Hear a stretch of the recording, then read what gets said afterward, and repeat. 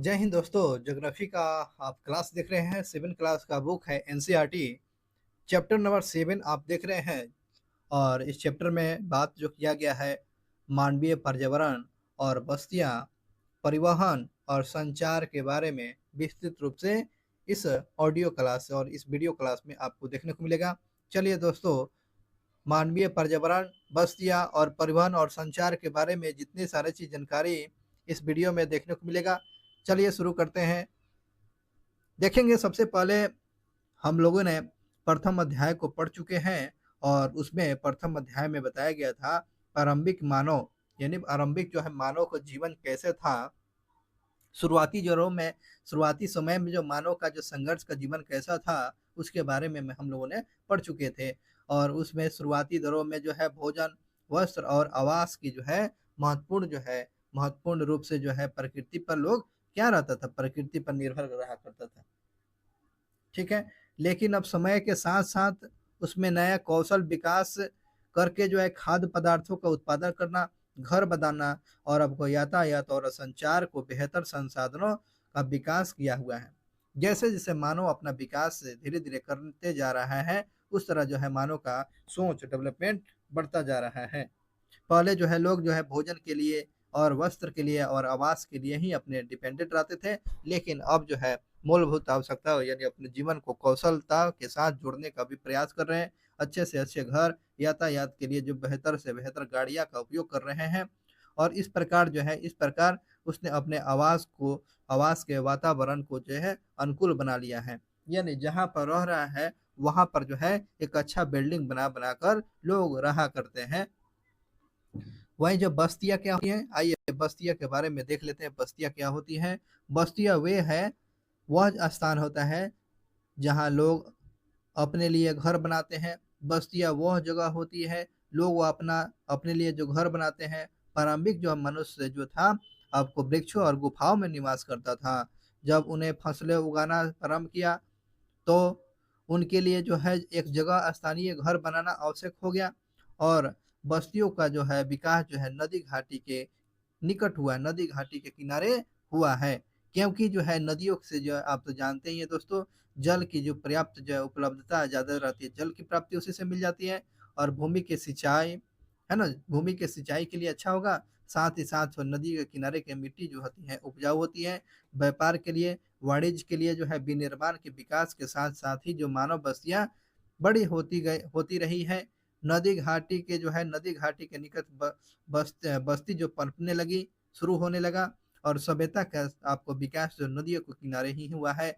आप तो जानते हैं सिंधु घाटी सभ्यता, टिग्रिस जो है सभ्यता, नीलगिरी नील नील सभ्यता हो गया। और हुआंगो नदी के जो किनारे जो है आपको प्रमुख जो है सभ्यता का विकास हुआ है। और आप याद रखेंगे इन सभ्यताओं का याद तो आपको होगा। सिंधु नदी के किनारे हुआ था। ठीक है ना। नील मिस्र की जो है, मिस्र जो है नदी को बोलते हैं नील नदी का देन। चीन का विकास है हुआंगो नदी के नवा।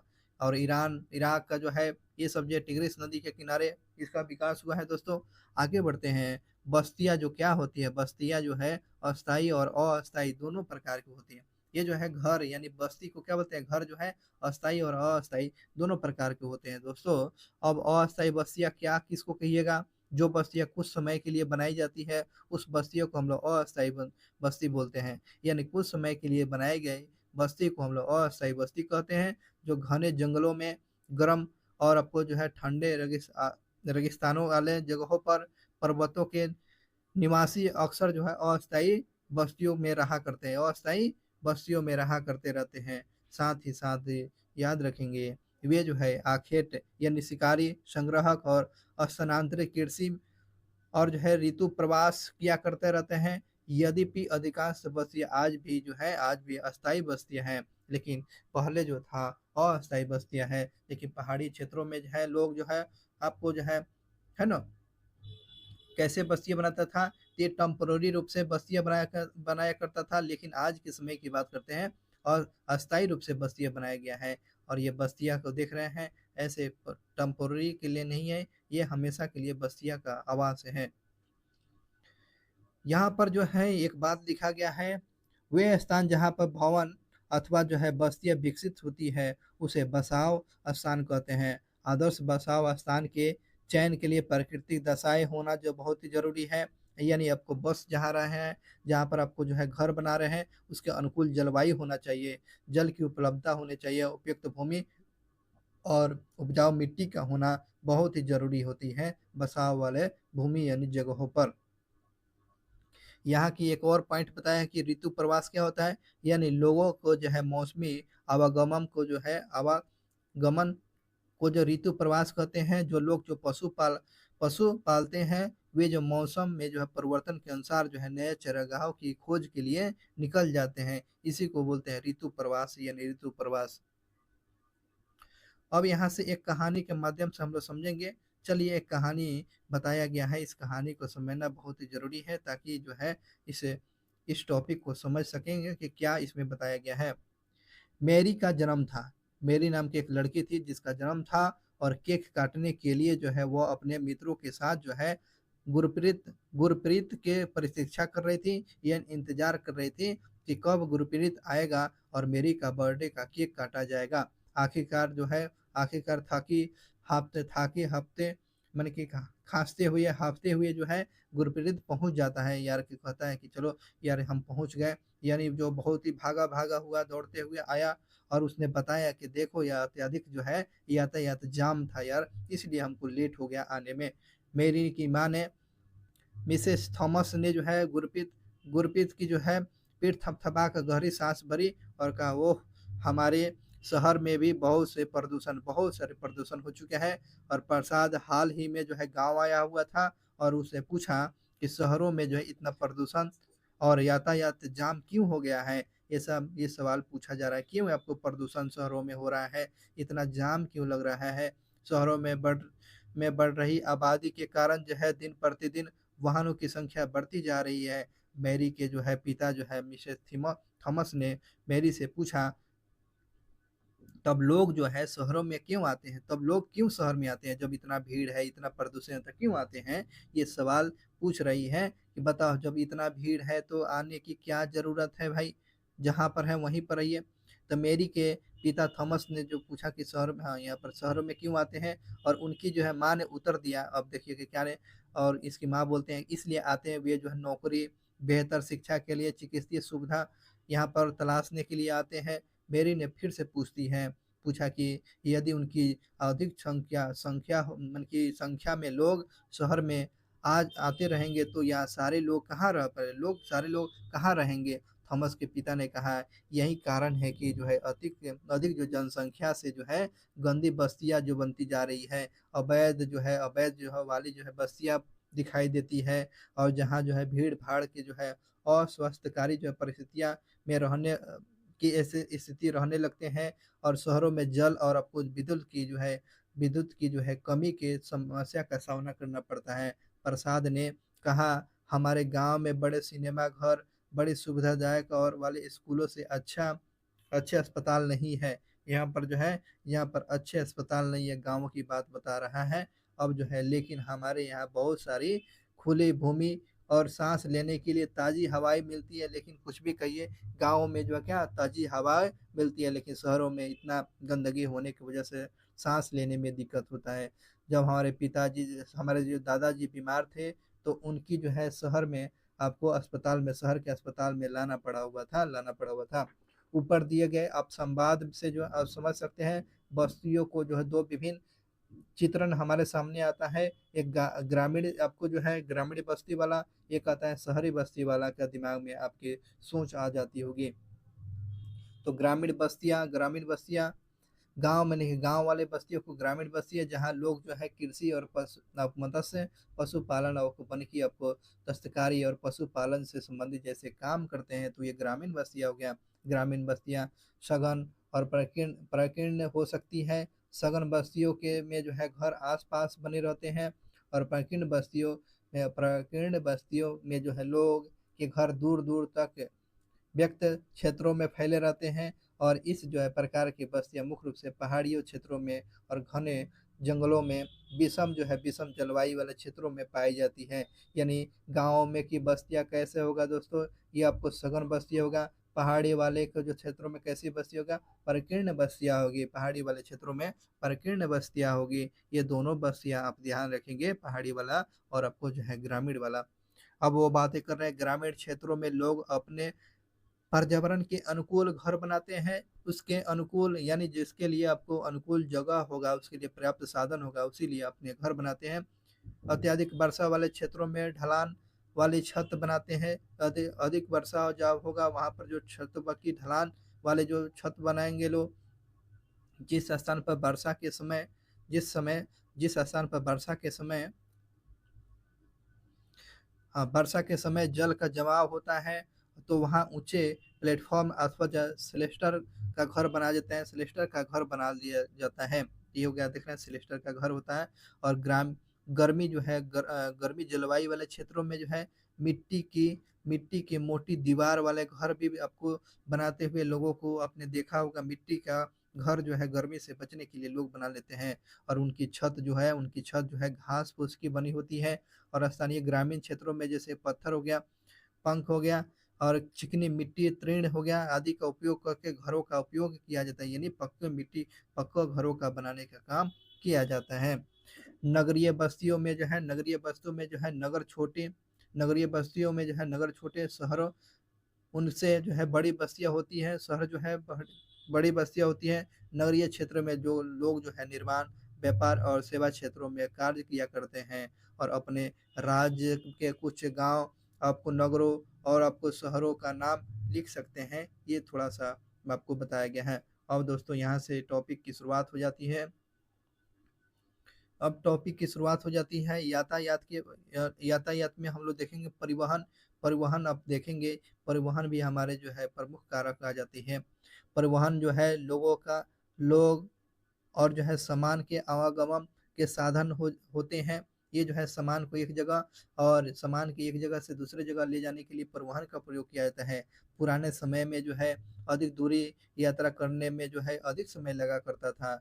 और उस समय लोग जो है पैदल ही चला करते थे और अपने सामान को ढोने के लिए किसका जानवरों का, पशुओं का उपयोग किया करते थे। पहिए की खोज से जो है परिवहन आसान हो जाता है। और समय के साथ जो है परिवहन के विभिन्न साधनों का विकास हो गया। लेकिन आज भी जो है परिवहन के जो है लिए पशुओं का भी उपयोग हम लोग अक्सर गाँव में देखा करते हैं परिवहन के लिए। ये जो देख रहे हैं ना, परिवहन के लिए जो है लोग बैलगाड़ी का भी उपयोग करते रहते हैं दोस्तों। हमारा देश में समानता जो है गधा, खच्चर, बैल और आपको जो है ऊँट का उपयोग जो है परिवहन के लिए जो प्रयोग किया जाता है। दक्षिण अफ्रीका में जो है एंडीज पर्वतमाला में याद रखें, दक्षिण अफ्रीका में एंडीज पर्वत के क्षेत्रों में जो है किस जानवर का उपयोग किया जाता है, तो लामा का उपयोग होता है। लामा एक जानवर है जो बैल की तरह दिखाई देता है। लामा का उपयोग उसी तरह होता है जैसे कि तिब्बत में जो है याक का उपयोग जो है यातायात के लिए प्रयोग करते हैं। तो ये आपको दक्षिण अफ्रीका के एंडी क्षेत्रों में किस जानवर का प्रयोग, तो लामा का उपयोग करते हैं जानवर में। और तिब्बत में याक का उपयोग किया जाता है। प्रारंभ में जो है अन्य देशों के व्यापारियों को भारत पहुंचने के लिए बहुत महीने बल्कि अनेक महीने लगा करते थे, तो वे समुद्री मार्ग से जो है या स्थलीय मार्ग से आया करते थे। हवाई जहाज के परिवहन को जो है दुर्बित बना दिया है, यानी आपको जो है हवाई जहाज के परिवहन जो है ऐसे गंतव्य जगहों पर ये जो है आसानी से हम लोग पहुंच जाते हैं, यानी कम समय में। आज भारत से जो है यूरोप की यात्रा करने के लिए जो है भारत से यूरोप की यात्रा करने के लिए अब मुश्किल से मुश्किल 6 से 8 घंटा का समय लगता है। और वहीं पहले जो है हम लोग कितना समय लगता था, 2-2 3-3 मंथ तक समय लग जाता था। लेकिन अब हवाई जहाज के जो है बन जाने से जो है परिवहन आसान हो गया। 6 से 7 घंटों में भारत और आपको यूरोप की यात्रा आसान हो चुका है।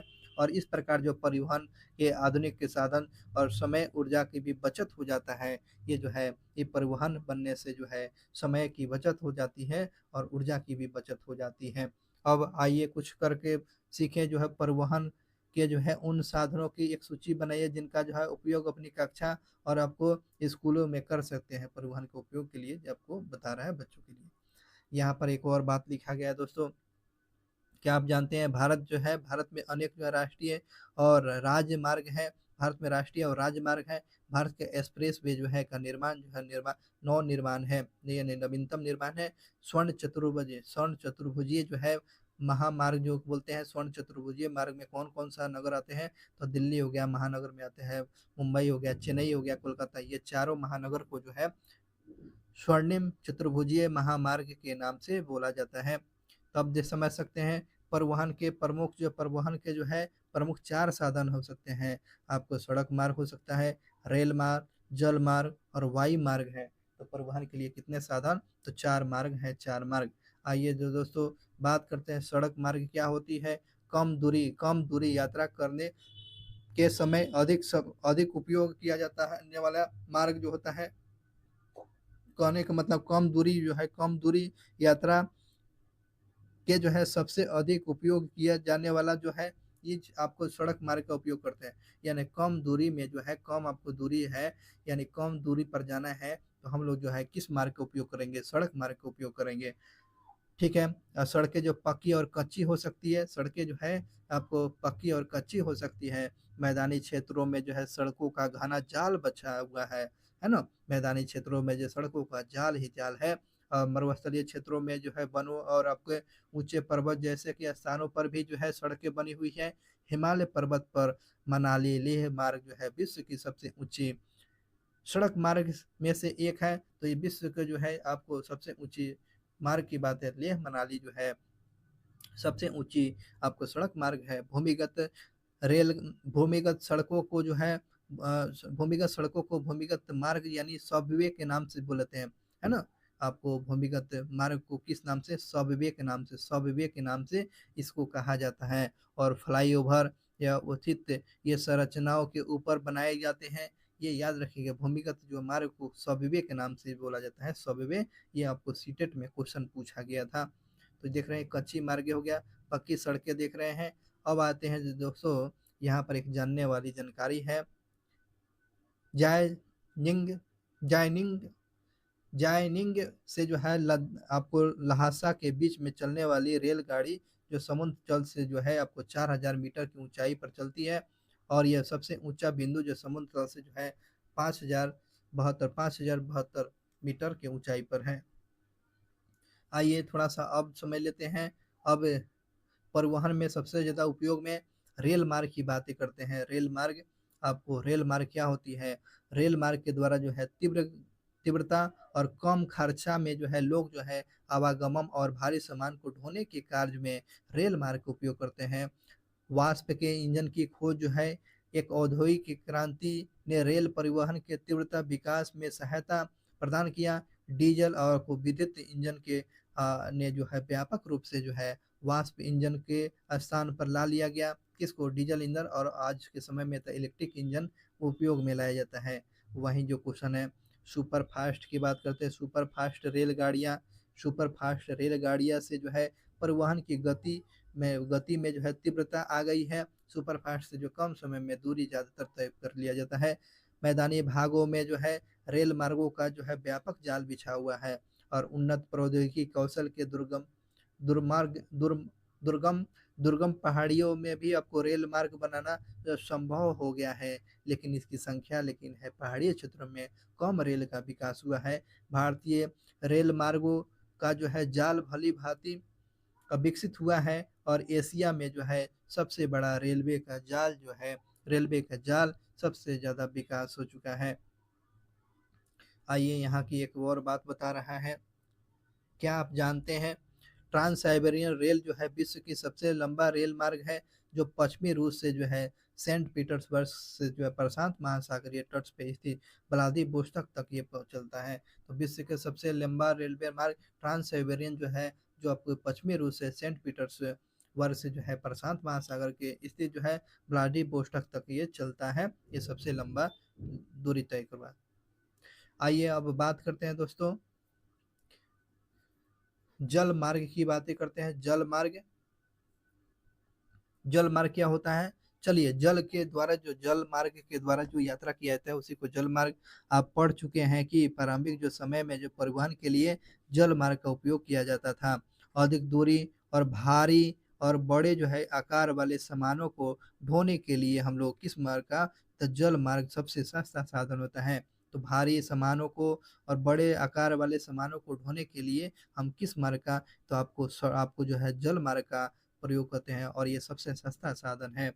और ये प्रमुखतः 2 प्रकार के होते हैं, अंतर्देशीय जल मार्ग होता है, एक होता है समुद्री मार्ग होता है, अंतर्देशीय जल मार्ग होता है, दूसरा होता है समुद्री मार्ग होता है, समुद्री मार्ग होता है। वही जो बात करते हैं, नौवे जो है आपको जो है नदियों आपको झीलों का उपयोग जो है अंतर्देशीय जल मार्ग के रूप में होता है। नौ नदियों, झीलों के उपयोग जो है अंतर्देशीय जल मार्ग के रूप में होता है। कुछ महत्वपूर्ण जो है अंतर्देशीय जल मार्ग में जैसे कि हो गया गंगा ब्रह्मपुत्र नदी तंत्र हो गया, गंगा ब्रह्मपुत्र नदी, ये जो कौन हो गया अंतर्देशीय जो होता है, यानी देश के अंदर में इसको व्यापार करना, ये अंतर्देशीय। इस प्रकार गंगा ब्रह्मपुत्र नदी तंत्र हो गया। उत्तरी अमेरिका में ग्रेट लेक हो गया, उत्तरी अमेरिका में कौन सा लेक हो गया, ग्रेट लेक हो गया उत्तरी अमेरिका में, ग्रेट लेक। अफ्रीका में नील नदी का उपयोग जो है, उपयोग में आपको जो है जल मार्ग का उपयोग होता है। समुद्री और महासागरीय मार्गों का उपयोग जो सामान्यतः जो है व्यापारिक जो है माल और सामान को जो एक देश से दूसरे देश में पहुंचाने के लिए हुआ करता है। और यह मार्ग जो है पतों से जुड़ा होता है, यानी बंदरगाहों से जुड़ा हुआ आता है। और विश्व की जो है कुछ महत्वपूर्ण पतन जो है, यानी बंदरगाह, एशिया में जो सिंगापुर और मुंबई बंदरगाह, उत्तर अमेरिका में जो है न्यूयॉर्क हो गया और लॉस एंजल्स, दक्षिण अमेरिका में जो है रियो डी जेनेरो, और अफ्रीका के जो है डरबन और आपको केप टाउन, ऑस्ट्रेलिया में जो है सिडनी, ऑस्ट्रेलिया में सिडनी की बात हो गया। और उसके बाद हो गया यूरोप में लंदन जो है, आप जो है ये जो है इसे जो है आप समझ सकते हैं, इसी आपको जल मार्ग से जो है व्यापार किया जाता है। ये तो हो गया जल मार्ग से द्वारा जो है व्यापार किया जाने वाला। अब बात करते हैं वायु मार्ग से जो है, वायु मार्ग जो है 20वीं शताब्दी के प्रारंभ में विकसित ये जो है विकास का सबसे तीव्र मार्ग है। अगर सबसे तीव्र मार्ग जो है सबसे कम समय में ये जो है पहुंचने का काम आपको वायु मार्ग से, लेकिन ये सबसे महंगा होता है दोस्तों, ये सर्वाधिक महंगा होता है, भारी सामानों को नहीं ढोया जा सकता है। वायु यात्रा को जैसे खराब मौसम, कोहरे, तूफान को भी प्रभावित करता है। और यह यातायात का अकेला एक साधन है जो है सर्वाधिक दुर्गमता या दू दूरों यानी कि दुर्गम स्थानों तक पहुंचा जा सकता है, विशेष रूप से जो है जहाँ सड़क और रेल मार्ग नहीं है। तो हम लोग दोस्तों हेलीकॉप्टर यानी ऐसे अगमतुम वाले स्थानों पर जो है हम लोग जा सकते हैं। संकटकालीन अगर परिस्थिति में जो है लोगों को जान बचाने के लिए, भोजन पहुंचाने के लिए, जल और कपड़ा और दवाइयाँ वितरण करने के लिए हम लोग हेलीकॉप्टर का उपयोग करते हैं। जो मुख्य जो है महत्वपूर्ण जो है हवाई पतन, जैसे कि बात करें महत्वपूर्ण हवाई पतन में आपको मुंबई हो गया, दिल्ली हो गया, मुंबई हो गया, न्यूयॉर्क हो गया, लंदन हो गया, फ्रांस हो गया और फ्रैंकफर्ट हो गया, काहिरा हो गया। ये जो है प्रमुख जो है वायु मार्ग वाला प्रमुख जगह है दोस्तों। अब यहाँ की बात करते हैं, संचार की बातें किया जाए, संचार यानी कम्युनिकेशन बहुत ही जरूरी होता है दोस्तों। यानी संचार जो है, संचार दूसरों के पास तक सूचना पहुंचाने की प्रक्रिया है। संचार क्या है, दूसरे तक के पास जो है सूचना पहुंचाने की प्रक्रिया को हम लोग क्या बोलते हैं, संचार। और तकनीकी विकास के साथ मानव ने संचार में नया और आपको तीव्र साधनों को जो है विकास कर लिया है और संचार तंत्र को विकास का वर्णन करता है। अब देखेंगे संचार के क्षेत्रों में जो है विकास में से जो है विश्व का सूचना क्रांति आ गया है। और यह संचार क्रांति ने विश्व को जो है सूचना क्रांति का ये आ चुका है। सूचना प्रदान करने के लिए, शिक्षा और इंटरटेनमेंट यानी मनोरंजन के लिए संचार विभिन्न साधनों का जो उपयोग होता है। और समाचार पत्रों, रेडियो, टेलीविजन के द्वारा जो हम बड़ी संख्या में लोगों के साथ संचार कर सकते हैं, यानी कम्युनिकेशन कर सकते हैं। इसलिए जो है इनको जो है जनसंपर्क माध्यम भी कहते हैं। संचार को दोस्तों जनसंपर्क माध्यम के नाम से बोला जाता है। जनसंपर्क माध्यम यानी संचार के लिए सैटेलाइट के संचार की तीव्रता आ गई है। सैटेलाइट जो है उपग्रह की जो प्रक्षेपण करने से संचार में तेजी आई है। तेल की खोज, वनों का सर्वेक्षण हो गया, भूमिगत जल, खनिज संपदा, मौसम का अनुमान लगा दिया जाता है।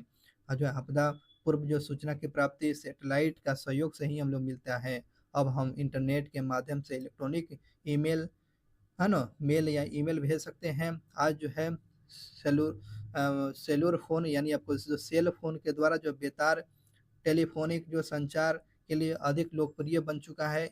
इंटरनेट के माध्यम से विश्व भर में जो है केवल सूचना और आपको जो है परस्पर जो है समीपता सीमितता समीपता ही नहीं मिलती है, अपितु इसके हमारे जो जीवन में अधिक सुखमय भी बना दिया है। ये जो है संचार हमारे जीवन को अधिक सुखमय बना दिया है। अब हम घर बैठे ही रेल हो गया, हवाई जहाज हो गया, सिनेमा हो गया, आपको हॉल यानी कि होटल का के लिए जो टिकट के लिए जो हम लोग का टिकट कटवा सकते हैं, यानी घर बैठे सारा काम करा सकते हैं। ये सूचना क्रांति के अंतर्गत में है। और संपूर्ण जो है विश्व में जो है इस लोग के बीच जो है इस प्रकार जो है लोगों के बीच में कम्युनिकेशन स्थापित कर सकते हैं। लोगों और सेवाओं और संस्थानों के बीच में तीव्र गति के लिए जो है आपसी आपसी जो है संपर्क संभावना के कारण आज हम एक बेहद जो है विश्व के जो है रूप में विश्व समाज के रूप में विकसित हो चुके हैं। यानी आज कम्युनिकेशन होने की वजह से अमेरिका से लेकर लंदन यानी दुनिया के हर कोने तक पहुंच सकते हैं। तो इस प्रकार एक लगता है विश्व एक समाज के रूप में हो चुका है। यह किसकी देन है? तो ये दोस्तों ये सूचना क्रांति की देन है। चलिए ये सूचना क्रांति कम्युनिकेशन के बारे में बताया गया है। और इस प्रकार से दोस्तों यह टॉपिक खत्म हो गया। इसमें प्रश्न आंसर जो बताया गया, परिवहन के 4 साधन आपको जो है जल मार्ग हो गया, वायु मार्ग हो गया, स्थल मार्ग हो गया, है ना? तो ये आपको जो परिवहन के लिए 4 मार्ग हो जाएगा। तो जल मार्ग हो गया, सड़क मार्ग हो गया, वायु मार्ग हो गया और स्थल मार्ग हो गया। ये परिवहन के जो है 4 साधन हो गया। बस्ती से आप क्या समझते हैं? तो बस्ती से हम यही समझते हैं दोस्तों कि जो है लोग अपने अपने लिए जो है घर को बनाते हैं और जो है घर को बनाने के लिए वहाँ के वातावरण के देखते हुए वहाँ पर जो है भवन की निर्माण करते हैं। ये जैसे कि वहाँ की जो भूमि उपजाऊ हो, यातायात का साधन हो, पर्याप्त साधन हो, पानी की प्राप्यता हो, तो वहाँ पर जो लोग अपने बस्तियाँ बनाते रहते हैं। ग्रामीण लोग के जो है क्रियाकलाप क्या है? तो ग्रामीण लोगों का क्रियाकलाप जो है पशुपालन हो गया, मत्स्य पालन हो गया, है ना? ये सब चीज़ जो है कृषि करना है, ये सब चीज़ है ग्रामीण लोगों की प्रमुख क्रियाकलाप होती हैं। रेल के किन्हीं 2 गुण के बारे में बताइए। यानी रेल का जो है यानी कम समय में ज़्यादातर दूरी तय किया जा सकता है, कम पैसे में भारी सामान ढोने के लिए जो है रेल मार्ग का उपयोग कर सकते हैं, ये प्रमुख कारण है। संचार से आप क्या समझते हैं? संचार से हम यही समझते हैं यानी अब घर बैठे आपको जो है आपको पिज़्ज़ा मंगाना है तो ऑर्डर कर सकते हैं, ये संचार माध्यम। टिकट कटाना है या कहीं भी जाना है तो संचार कम्युनिकेशन के माध्यम से किसी व्यक्ति को आप सूचना प्राप्त कर सकते हैं या नॉलेज उसको दे सकते हैं कि आप आ सकते हैं या नहीं आ सकते हैं, जा सकते हैं या नहीं आ सकते हैं। ये सारी चीज़ सूचना क्रांति के माध्यम से ही संभव है। आगे बढ़ते हैं। जनसंपर्क माध्यम क्या है? जनसंपर्क जो है आपको जो है सेल फोन हो गया, है ना? ये संचार का माध्यम, कम्युनिकेशन का माध्यम या कोई जनसंचार का माध्यम ही है। अब क्वेश्चन की बात करते हैं, सही कथन चुनना, निम्नलिखित में से कौन सा संचार का माध्यम नहीं है? टेलीफोन तो है ही है, आपको पुस्तक तो है ही है, लेकिन मेज नहीं है, मेज नहीं होगा।